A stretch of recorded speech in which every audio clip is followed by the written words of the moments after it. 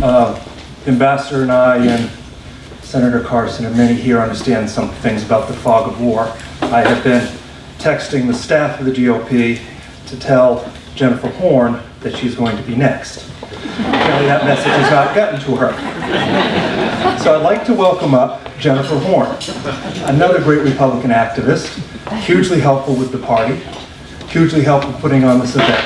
Jennifer?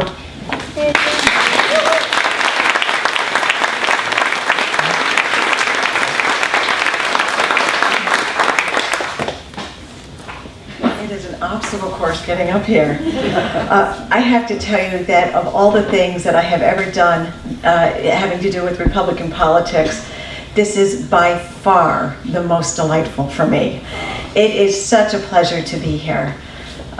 When I first decided to run for Congress the first time, I was talking to my campaign guy, David, many of you know him, and he said, the first thing you have to do is call Augusta and Joseph Petrone.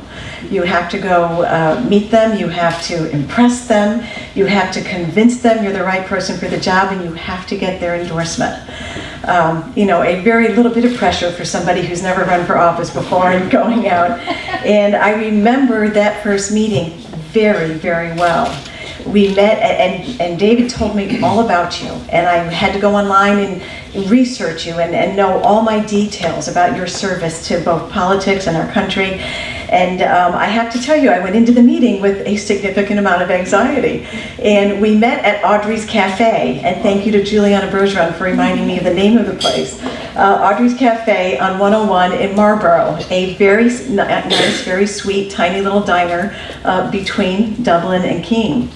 And I walked in ready to go. I had my pitch. I was, ready to lay out my resume and my experience and why they had to be on my team. I could barely say hello before Joseph reached over, grabbed my hand and said, "Aren't you just the sweetest woman? Aren't you just so?" And then went into his, right out of the gate, "How do you feel about drilling in Anwar? We have to drill in Anwar. If you're going to go down to Washington, and it just took off from there. There was no going back. And Joseph's passion for these issues, was immediately clear. And over the years, as we've had so many more great conversations and really precious time together, Joseph and Augusta has served as the New Hampshire chairman for both of my campaigns, and their support and their encouragement and their friendship is beyond compare. And for anyone who has run for office in our state, you understand what I'm talking about. But the great privilege for us, for my husband Bill and I, and even for our children, is that Joseph and Augusta have become friends. And they have become good, close, as I heard someone say earlier, dear friends. People that we not only respect and admire, but for whom we feel profound affection. You've heard so much about Joseph's service to the country and both of their service to our great party. And what you have to understand is that it's so much more than what we can just say with mere words. It comes from a place in their hearts of tremendous love, deep, genuine love for our country, love for America, love for freedom, love for everything that we stand for. They have never been about promoting themselves. They have never been about pushing their effort or their name forward. Everything they do comes from a love of our country and the love of service. So what an extraordinary privilege for me to be able to be here tonight for both of you after you've been there for me for so often, so many times. Phil talked about his earlier about muffins and coffee on the porch on the back of off the back of the house. So many lunches and other small events and large at your home. Always welcomed, not just me, everybody who comes there. Those of you who know Augusta and Joseph know that they treat the waitress at Audrey's Cafe exactly the same way that they treat Laura Bush when she is in town.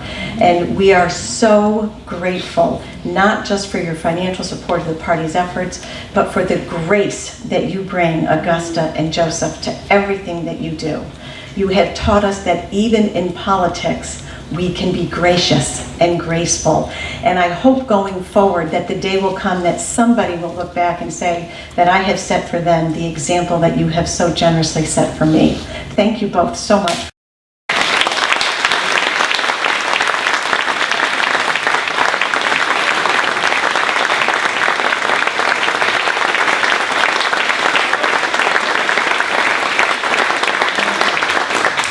I also get to bring greetings from afar. And I would like to point out that Joseph and Augusta winter in Iowa. They live in New Hampshire, just to be clear. And from Senator Chuck Grassley, he sends his best wishes. Dear friends, I was honored to be asked to speak at the Republican Party of New Hampshire's Salute to Ambassador Joe Petrone tonight in Londonderry. It is great to know that my friend is being honored for his work and dedication to Republican causes. I wish I could be with you all tonight, but I am in Iowa until the election campaigning for our Republican federal and state candidates. I have known both Joe and Augusta Petrone since I met them in Marshalltown, Iowa in 1974 when I was running for the U.S. House of Representatives. It was a bad year for the GOP, but they worked harder than anyone. I was lucky enough to win by a slim margin thanks in no small part to their hard work. I was the only Republican in Iowa to win a federal seat that year. Joe campaigned hard for Ronald Reagan in 1980 and 1984, as did Augusta and her Duchess Dollies. And they both helped me with my U.S. Senate seat. I will always be grateful for their tireless efforts on my behalf and other Republican candidates in Iowa.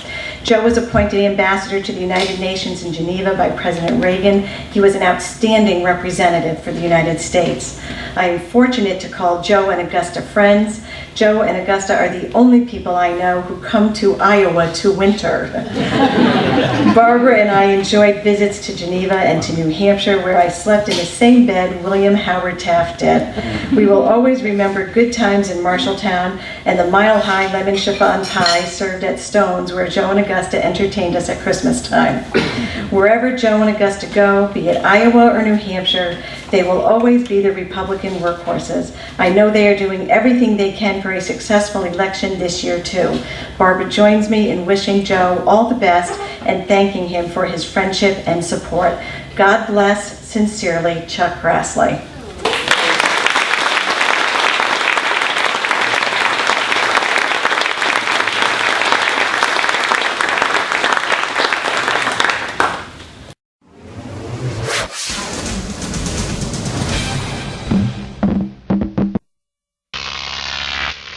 Croc TV.